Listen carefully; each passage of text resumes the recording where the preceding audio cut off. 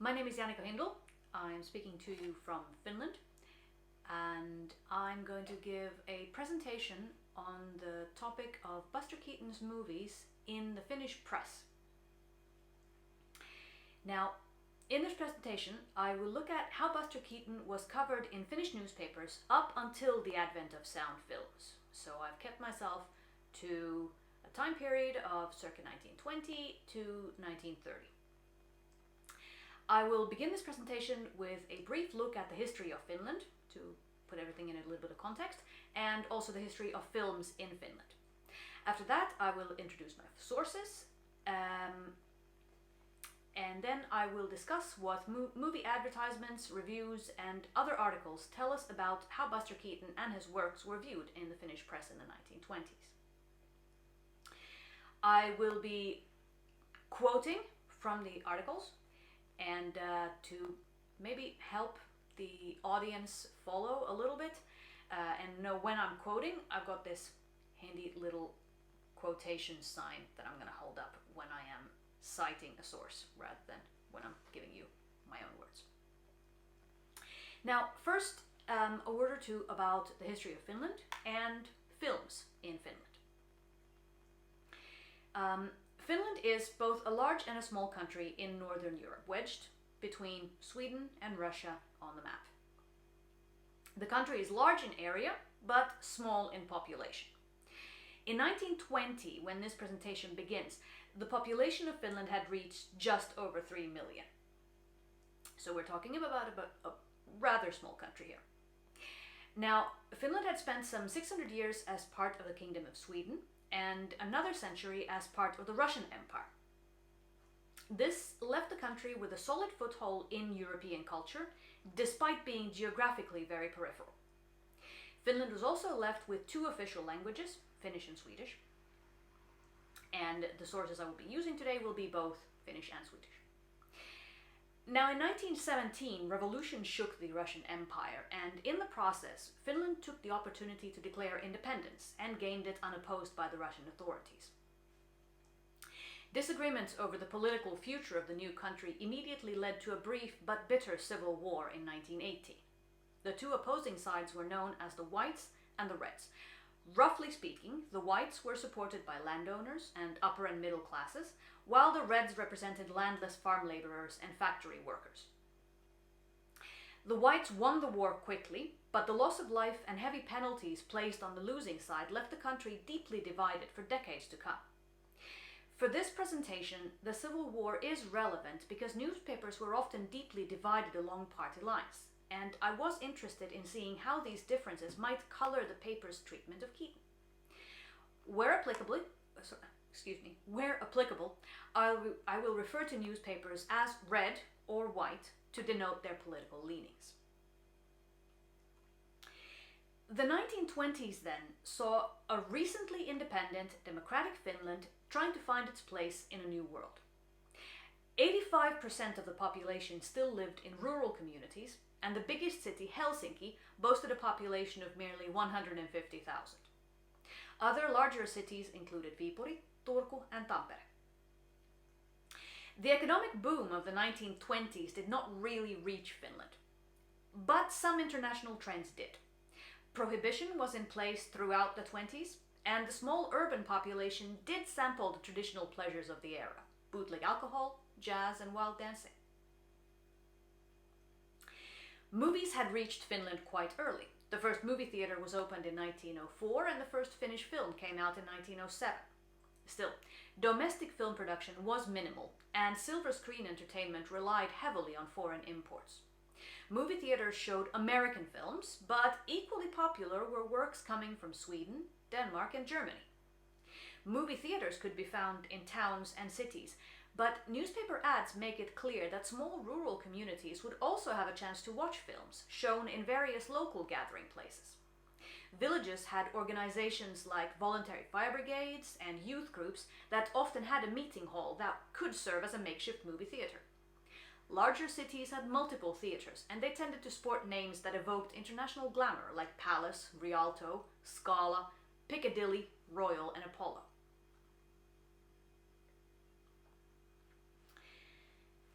Next, an introduction of the sources I've used for this presentation. For this presentation, I have examined all digitized Finnish newspapers from the 1920s, searching for the keyword Keaton. There were a multitude of newspapers available in Finland in the 1920s, and they have all been digitized by our National Archive and are available online for research purposes. In addition to half a dozen large newspapers, mainly published in the capital and available widely elsewhere, there were also small local papers covering the entire country.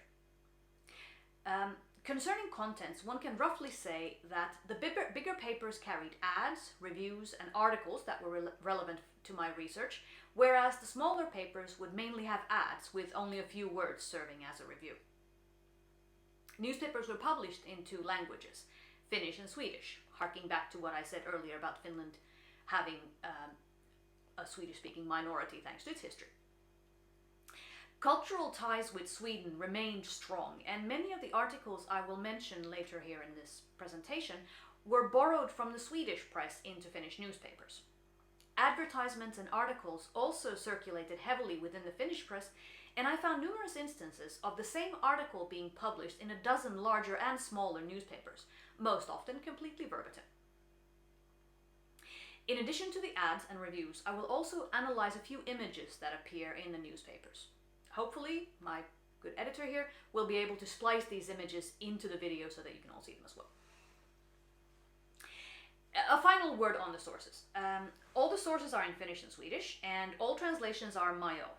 Finnish newspaper language of the 1920s has its own quaint and somewhat archaic tint, which I have attempted to recreate. Also, a short word on terminology. It was common at the time to refer to the United States as simply America and American. I have retained the usage, and so when an article says America, it denotes the USA, not the geographical continent. With this introduction, we'll now move on to the actual presentation. First, early ads. Despite Buster Keaton's film career having begun already in 1917 with The Butcher Boy, Finnish papers don't mention him until 1921, and even then the mention isn't related to his film career. Instead, the first notice of Keaton in the papers has to do with his marriage to Natalie Talmadge. In 1921, Viiboris Nyheter reports that Natalie, the youngest of the three famous sisters, has become engaged to Buster Keaton, an actor from Los Angeles. She was actually the middle sister, but perhaps the reporter mistook her for the youngest, since her movie career was not as illustrious as the other two sisters at this point. In any case, the article carries no intimation that the reader is expected to know who Buster Keaton is. The first Keaton film isn't advertised until 1923, when Neighbors arrives on the screen, 3 years after its initial release in the US. This would explain why it takes so long for Keaton's name to appear in print. What with the upheavals of Finnish independence and the Civil War, it seems that Finland did not necessarily get films for distribution immediately upon their release. This changes as the decade rolls on. Three Ages still took 3 years to arrive on the Finnish screens, while The General gets its premiere within a year. Anyway, to return to Neighbors and the first ad for a Keaton film. The two-reeler is described as excellent and wild, with a new acquaintance, Buster Keaton, in the lead role. For the first, but certainly not for the last time, he is compared favorably to Chaplin. This ad calls Keaton Chaplin's greatest rival, but no Chaplin imitator, and says that audiences have not laughed so uproariously since the heyday of Mutual Chaplin, referring to the Tramp's work with Mutual Film Corporation in 1960 and 1970. Ads from this time also assure the audiences of Keaton's popularity abroad. In America, he vies for the affection of the crowd with Chaplin. Now, half a year later, Neighbors is still running in theaters, and now the lead is attributed to the well-known and famous comedian Buster Keaton, who ought to be the world's funniest comedian. Very quickly then, the advertisement slogans move from presenting a fresh new name to referring to Keaton as someone who the audience is probably already familiar with. Indeed, if we fast forward a few months, he's already called Chaplin's Victor, and an ad for the garage announces that it is more and more common It is a more and more common opinion among friends of humor that Buster Keaton is a better comedian than Chaplin, of which one can become convinced when they see this film. Harold Lloyd also gets his share of these comparisons. A 1924 ad for My Wife's Relations assures the viewer that even if Keaton might still be little known in Finland, in his own country he enjoys the same level of popularity as Harold Lloyd. Bringing up other preeminent comedians continues to be a gimmick that ad writers refer to. By the time The Navigator is released, ads claim that Keaton has surpassed both himself and Chaplin and left Harold Lloyd far behind. It's important to remember, of course, that these are advertisements and, as such, naturally teem with hyperbole. Undoubtedly, ads for Chaplin's film would have framed things differently, and there are advertisements for other movies and other actors that employ the same bigger than, better than tactic.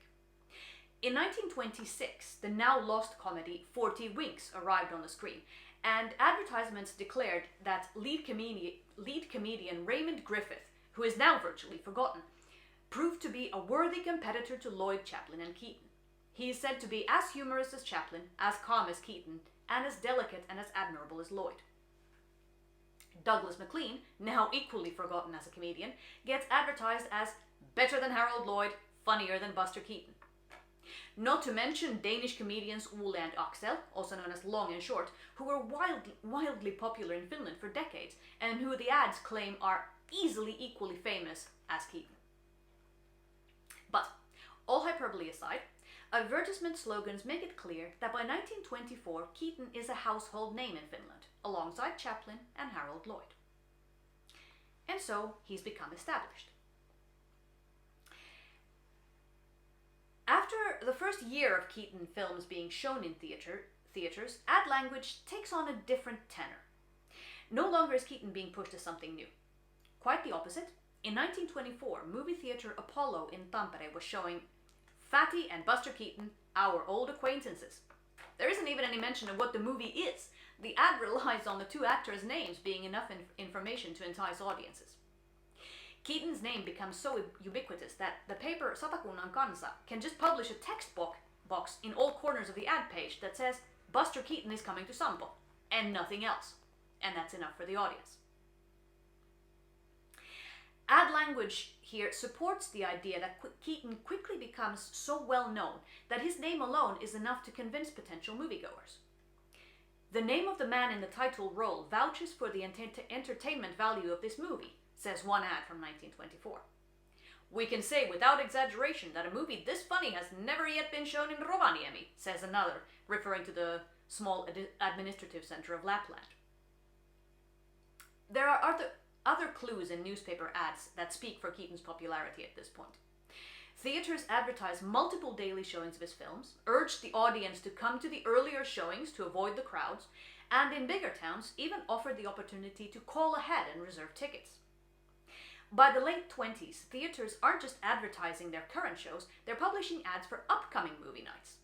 The aforementioned movie theater Apollo in Tampere took out an ad announcing that they would soon be showing Sherlock Jr., pointing out that they had managed to get the film before any movie theater in Helsinki, and that, by now, every friend of the movies knows our hero well enough to guess what sacrifices Sampo has had to make.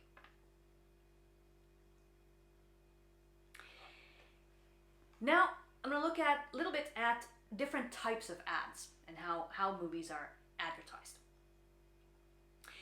It's very common for ads at this point to draw attention to how well the movie has been received elsewhere.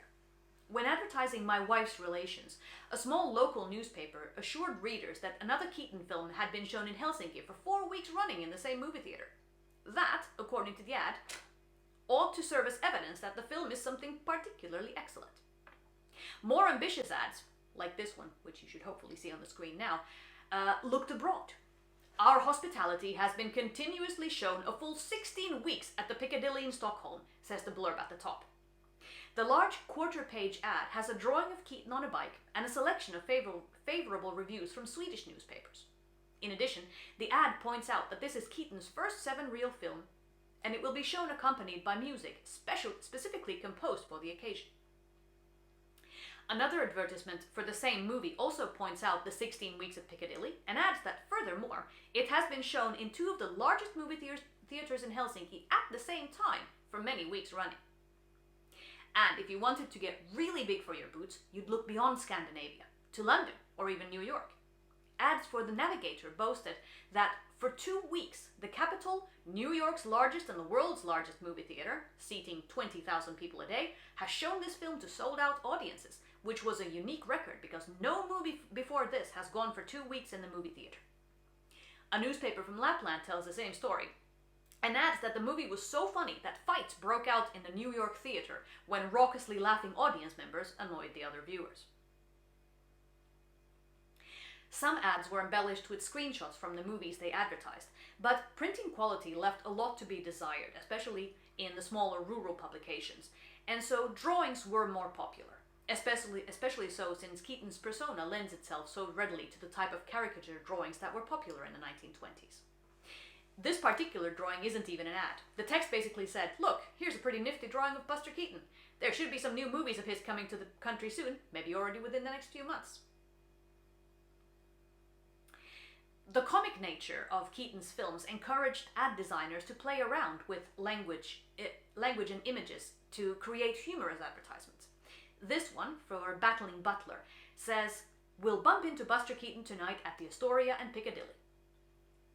Especially the movie theaters of Helsinki could afford to splash cash on big and showy ads, taking up a significant part of the page, and they were often embellished with reviewers' quotes and drawings, like this one for The Navigator. The film was shown 4 times a day, and the blurbs assure potential viewers that the movie has received nothing but favorable critique, and that if they go see it for themselves, they'll find that the praise is warranted. It seems that some of these drawings that are used in these ads may have actually been provided by the distributor, because I've seen them show up in advertisements in other countries as well. In addition to illustrations, advertisements are also embellished with other flights of fancy. When Piccadilly in Helsinki was showing Our Hospitality, this ad lured potential audiences with a whole cartoon. The text rhymes, but it's difficult to make it rhyme in translation, so this is what it says in plain text. "Buster Keaton, happy and in full swing, finds his dame and presses her to his chest. When he's about to reach his goal, danger lurks. Buster banishes the bad guys with his guns. Now Buster celebrates all night with a pretty girl by his side. At 7 in Piccadilly, Buster is at the top of his game." Another article also celebrates Our Hospitality with a poem. "Buster Keaton is always happy despite his morose facade. He amuses young and old if he can find a seat. For every evening for weeks on end, the ticket booth closes with a bang. But if you join the line, it will be worth it. Whosoever doesn't go to see Buster loses out like none other." The end rhyme of this poem pairs Buster with the Swedish word förlusta, reminding us that English was not a commonly spoken language in Finland at the time, and most people would probably have pronounced actors' names all wrong. A Swedish person would have said Buster, a Finnish person might have said Buster. Indeed, I have a collection of movie clippings from a few decades later where hundreds of movie stars are introduced with a phonetic reading of their name to help fans pronounce the stars' names correctly. Ad writers also toyed with language in other ways, such as alliteration and numbers. This is an ad for 7 chances. The movie has 7 reels. Buster inherits 7 million but has to marry by 7 o'clock on his 27th birthday. He wants to marry a girl he has loved for 7 years, gets turned down by 7 women, gets chased by 7,777 ferocious women, only to be wed 7 seconds to 7 to the loveliest girl, putting him in 7th heaven and the owner of 7 million.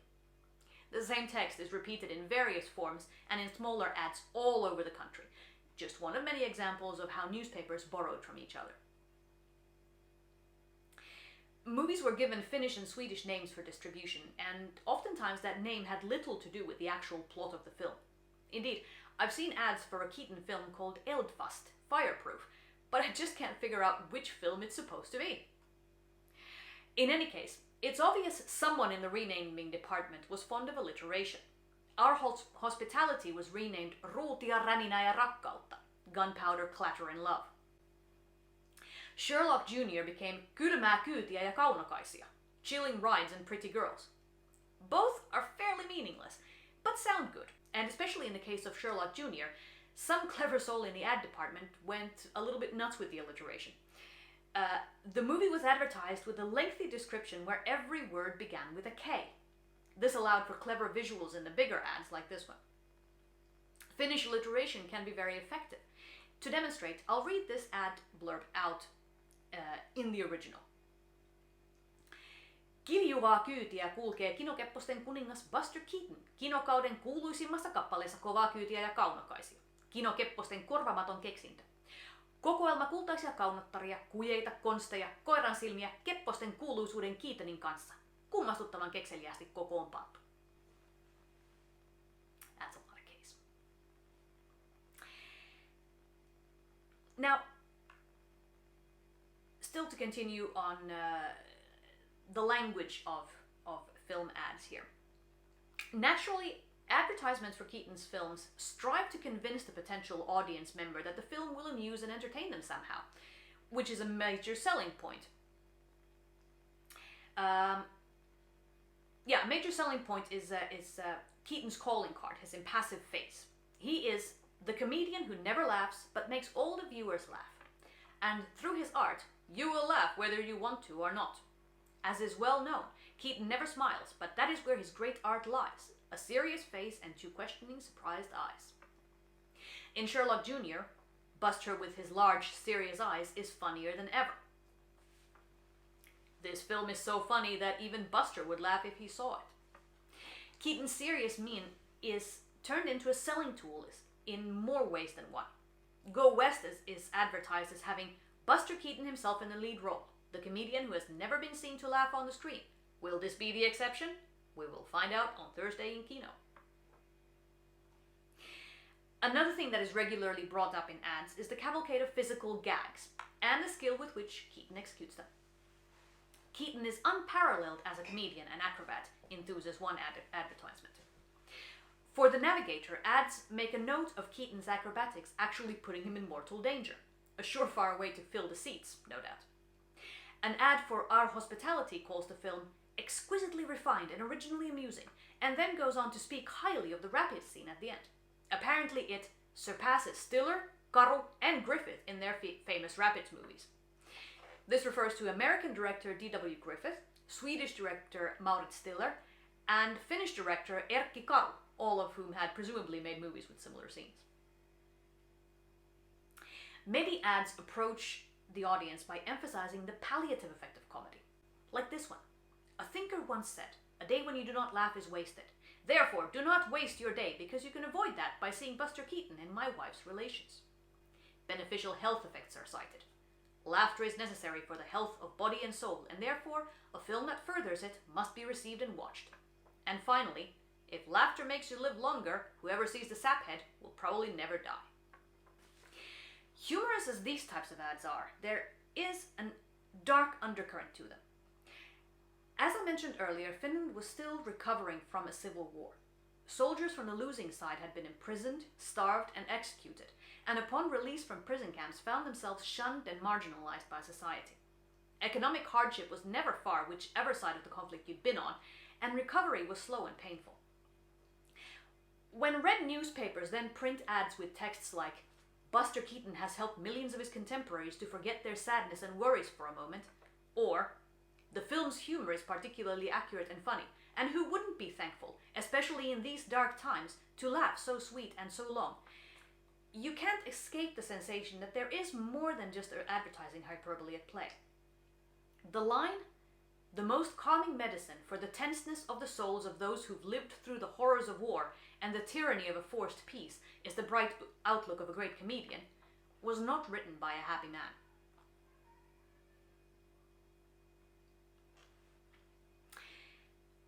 In some cases, the ads also mention co-stars. And now we'll look at that a little bit. The first co-star to be mentioned in connection with Keaton is Fatty Arbuckle, and his name keeps showing up for over several years. It took a long time for Fatty's disgrace after the Virginia Rappe scandal of 1921 to have any impact on the Finnish screens. Indeed, Arbuckle's name only disappears from the screen years after he stops making movies. Fatty gets top billing in his and Keaton's joint movies as late as 1924. In September 1924, a theatre in Helsinki was showing a Keaton Arbuckle short that I've been unable to identify. A paper notes that Fatty's star has been on the wane in America after a certain serious event. Here, however, the audience laughed frenetically at Fatty and his rival.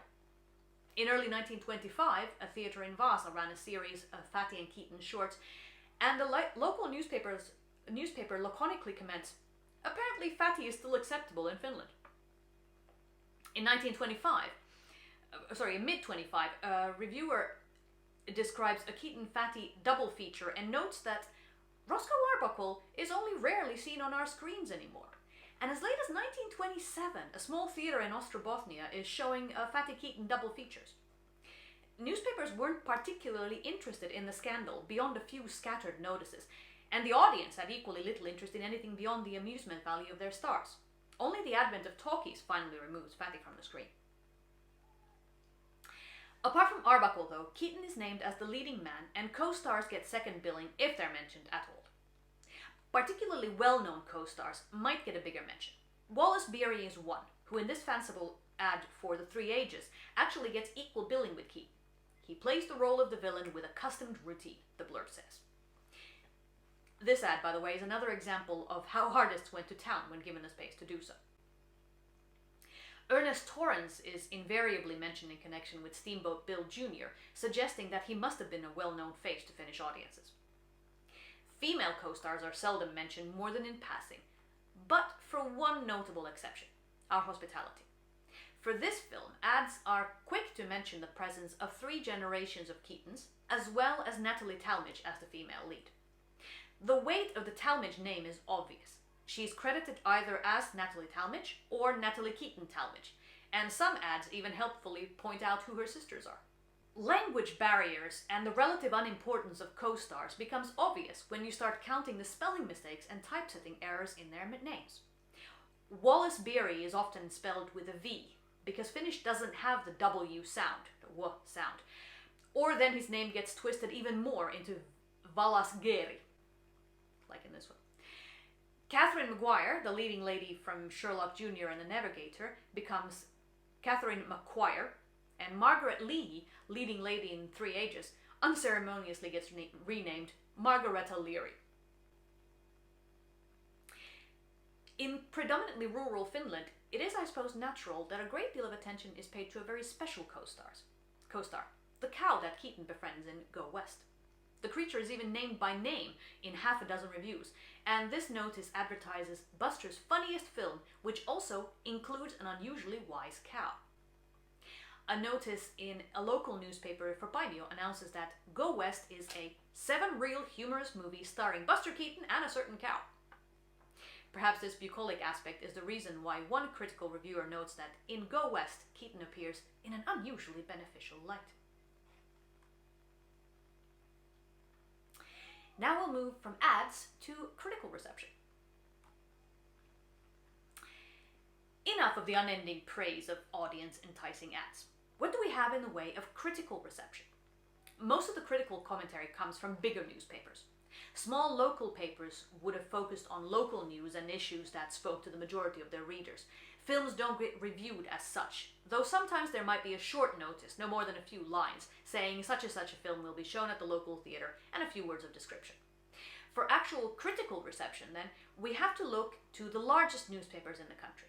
Helsingin Sanomat, Hufvudstadsbladet, and a few others. It may be relevant to know that all of the big newspapers at the time are white in their political leanings. There are a great deal of positive reviews throughout the years. It seems that the majority of reviewers appreciated many, if not all, aspects of Keaton's filmmaking. This movie requires no further explanation, since the name itself will ascertain the amusement value, so everyone ought to, despite the beautiful summer weather, go see this film, writes one reviewer for The Navigator. This is high praise indeed, since the Finnish summer is known for being so short you shouldn't waste a moment of it not enjoying the sunshine. Three Ages is similarly mentioned as a thankful and fitting film for beautiful spring evening. One reviewer states simply that Buster Keaton is a great artist. Perhaps he is greater than Chaplin. Sometimes, though, the word choices betray a certain dismissive attitude towards comedy films. Cops is said to teem with the most grotesque adventures and shenanigans, and words like farce, burlesque, and robust get thrown around. Quite often, it is specifically American comedy that ends up on the firing line. The good sides of American farce are called Chaplin, Harold Lloyd, and Buster Keaton, and sometimes Fatty. Anything beyond that is an evil. Max Sennett's comedies are very idiotic, says one critic for Svenska Pressen in 1924. A reviewer for Hufvudstadsbladet, Finland's biggest Swedish newspaper, congratulates Sherlock Jr. for lacking the many and very violent fight scenes that usually seem to be par for course in such movies. Many critics actually note a certain wholesomeness in Keaton's movies in general. No matter how big an opponent of American farcical movies you are, you must give Keaton credit. Films like The Saphead can be praised without scruples, for they contain a fresh and healthy type of humor that makes you laugh in the right way. Especially the Swedish language press seems to look down on American comedy. You can't put very high demands on the contents and the logical sequence of events in these American film comedies, one critic notes. It does seem that Buster Keaton is a favorite among the audience, and he really is somewhat amusing with his gravely serious face. Gravely serious face. The comedy is simple, but has some points, says another. One newspaper notes that in The Saphead, Buster Keaton is a gentleman for once. Perhaps there are echoes of class consciousness here? Keaton, and indeed other silent comedians, often played the underdog and the common man. Perhaps it was challenging for white papers to accept a film hero who represented something the paper saw as beneath them, even if the film hero stood outside the domestic red-white division. Especially the general causes some mild eyebrow raising among the white press. One would think that themes from the Civil War would be thoroughly exhausted by now, one reviewer comments. Another writes, they have gone so far as to have Buster Keaton play a Southerner. To have the hero of a movie about the Civil War be a Southerner is a daring experiment. A red newspaper also comments on the general, but their take is completely different. This movie has been in production for 2 years, and so much money has been wasted on it that a poor man is horrified. With this general, Keaton has created for himself a fortune, which in Finnish money is such a sum that with it you could buy the biggest mansion in Finland. Keaton is often cited as representing a more upstanding type of American comedy. Buster started out as nothing but a true American burlesque comedian, but more and more he has begun to strive for other content in his films, says a critic. The Saphead is described as modern American humor in the highest degree. Sherlock Jr. is also cited as being fairly refreshing, quite typical American silliness. Keaton is still amusing for the time being, considering that the people have begun to tire of Lloyd's braying laughter. Another reviewer favorably juxtaposes Keaton's unflappably serious, sad face with the monotonous, stupid laughter we have seen in American movie farces for so many years. Three Ages is said to have true American humor, which I suppose the public in Dollarland understands best, even if we can take to it quite well also. Keaton's films always offer something new, mostly frightfully American, but amusing nevertheless. The storm sequence in Steamboat Bill Jr. is said to seek a rival in silliness and exaggeration, even in the annals of American movies. Another reviewer agrees. The entire storm sequence of the second part is so genuinely American that Buster's personality is shrouded behind all the noise and bluster. As a side note, this is an interesting take on a silent film. The mind fills in the sound of the storm, even if the film doesn't actually have the sound of the storm. Some of Keaton's movies were particularly and somewhat surprisingly noted for their realism. Our Hospitality gets a special mention in Helsingin Sanomat, Finland's biggest newspaper, as being quite different from regular horseplay and that it accurately mimics the times and manners of the 1820s, especially in that the pictures of the train of the era are excellent. Svenska Pressen goes so far as to call Our Hospitality not only a genuine American movie comedy, it is also an interesting cultural historical document, which can prove educational for those who otherwise find no interest in Buster Keaton's phenomenal clown antics. Likewise, Turun Sanomat, in their review of Our Hospitality, specifically mentions that the audience can see a unique contemporary Pacific train at full speed.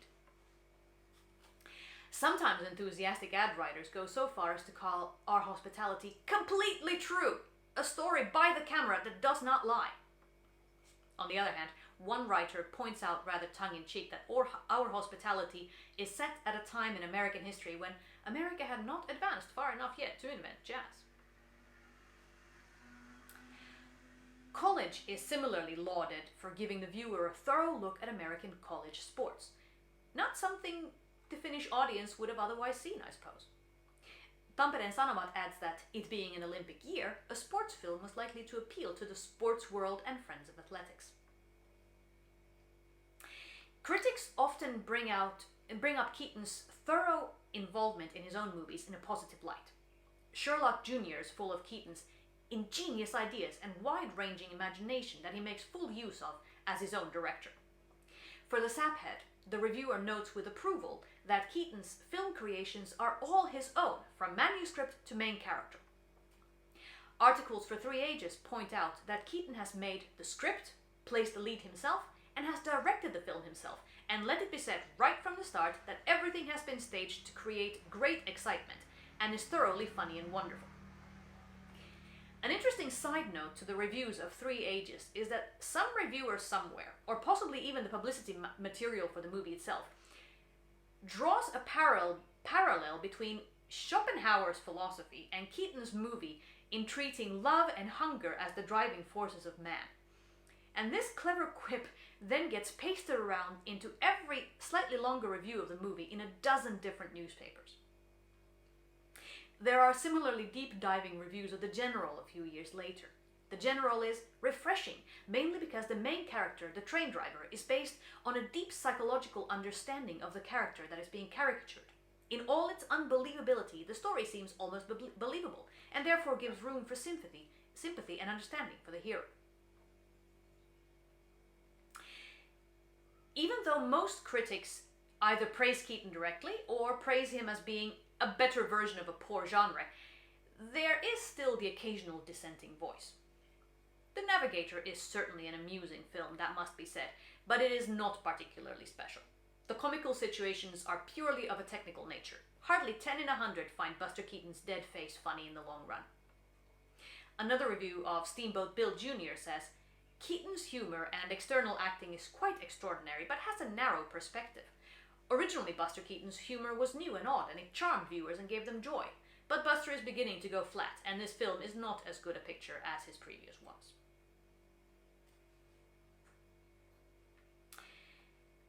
Now, beyond advertisements and reviews, Finnish newspapers carried precious few articles focusing on Buster Keaton himself, and the few articles that do appear make the rounds of a dozen or more newspapers, being reprinted with few or no changes. Several papers, for example, printed an article on how much various stars, Keaton included, were paid for their movies, and a similar article on how much they were insured for was also popular. In 1925, newspapers were thrilled to report on a kidnapping plot that police in Los Angeles had uncovered. Apparently, the kidnappers had plotted to grab Buster Keaton, Mary Pickford, and Paula Negri. Another story, also circulating in 1925, focuses on the nationalities of various film stars. And somewhat confusingly, the article claims that Buster Keaton was born in Austria, and that Ramon Navarro was supposedly born in Portugal. He wasn't, he was actually born in Mexico. Beyond this, newspapers occasionally print the odd, humorous anecdote that has supposedly happened to Keaton, but apart from that, there's very little. Not until 1929 is there any interest in Keaton as Keaton the artist. In that year, a few newspapers published an article outlining Keaton's career and his personal perspective on filmmaking. Perhaps there is interest in how silent comedians will bridge the gap to talkies, because in the same year, a sensational rumor spreads that Buster will sing in an upcoming film. Tampereen Sanomat reports that Buster Keaton is learning to speak in a sad voice from beyond the grave, which he hopes will elicit laughter in combination with his own immobile face.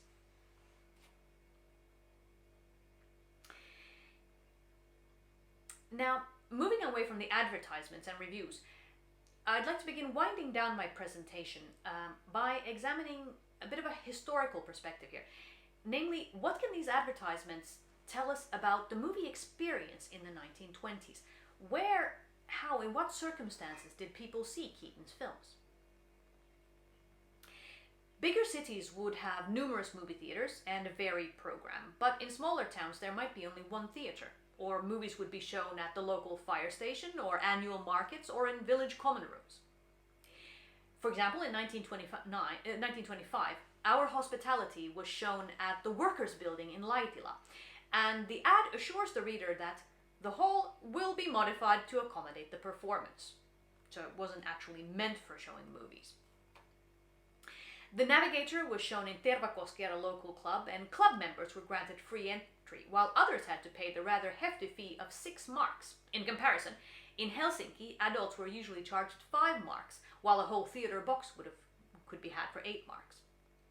In Laihia, a stronghold of white sympathies, Go West was shown at the local village halls, and soldiers could buy cheaper tickets. I'm pretty sure the concession did not extend, or would not have extended, to Red soldiers had any of them shown up. Cheaper tickets were also offered to children. Generally, Keaton films are advertised as being amusing for both adults and children, and in some cases, Keaton's shorts are shown specifically at events organized for children. The exception here is the General. Some movie theaters decided to forbid children from the audience when screening this war movie. In smaller towns, the same movie could be shown 2 or 3 times a day, and by 1926, when Keaton was a well-established name, even the bigger movie theaters would tie up a room for the whole day. The Navigator was shown 4 times a day at the Piccadilly in Helsinki. Advertisements often urge customers to come to the earlier shows if possible to avoid overcrowding the later shows. And by 1926, many places urge customers to book tickets in advance. Most movie theaters in Finland would have been smaller ones though, and sometimes ads give us little clues about the problems and issues facing small movie theaters. In 1924, movie theater Kaleva in Seinäjoki advertised Our Hospitality by pointing out, with the little pointy fingers in the ad, that they had acquired a new and pristine copy of the film. Perhaps the movie had been so popular that the original copy had been worn down, or perhaps a small movie theater in central Finland didn't get their hands on a new copy to begin with. Problems could also beset the equipment necessary to show movies. When a gathering hall in Forssa was showing The Navigator in 1926, the ad contains the extra mention, "A new machine has been purchased after the fire," so no, the pictures are clear. It seems that in addition to various technical problems, these small theaters or movie venues may not have had access to live music. Some ads draw special attention to the fact that they had music available. Piccadilly in Helsinki boasted excellent playing by an added orchestra.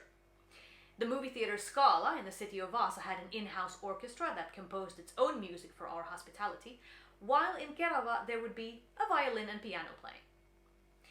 In Käkisalmi, the audience was simply promised music making during the film.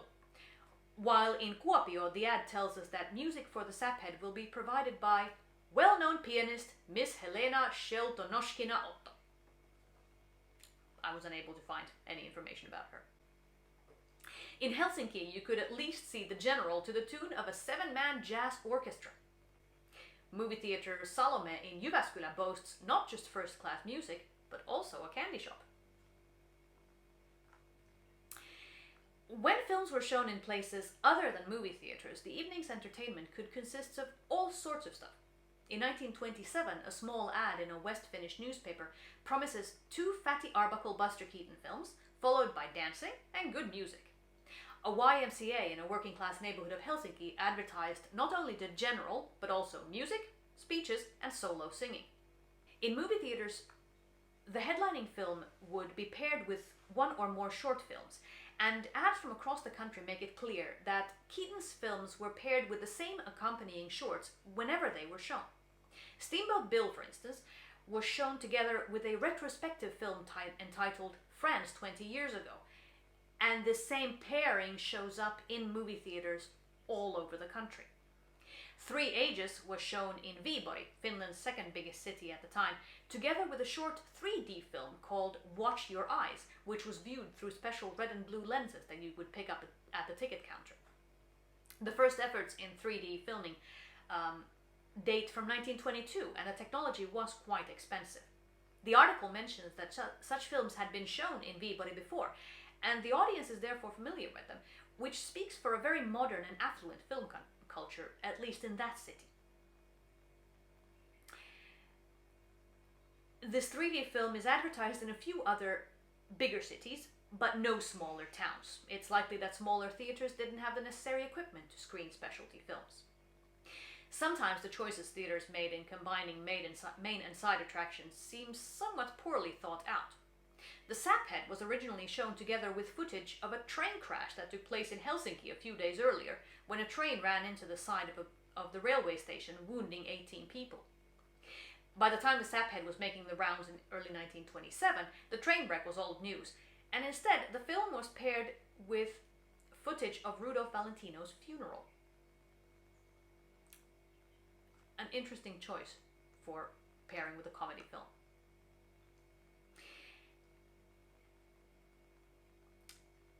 One noteworthy aspect of Keaton's films in Finland is that once he became popular, his movies seemed to carry an enduring charm. Movie theaters would re-screen his old movies again and again, and newspaper notices keep mentioning them with enthusiasm. In 1927, you could still go see The Garage and even The Butcher Boy, which is at this point a 10-year-old movie. The last screening of Steamboat Bill Jr. is in 1931, 4 years after the release of The Jazz Singer changed the film industry forever.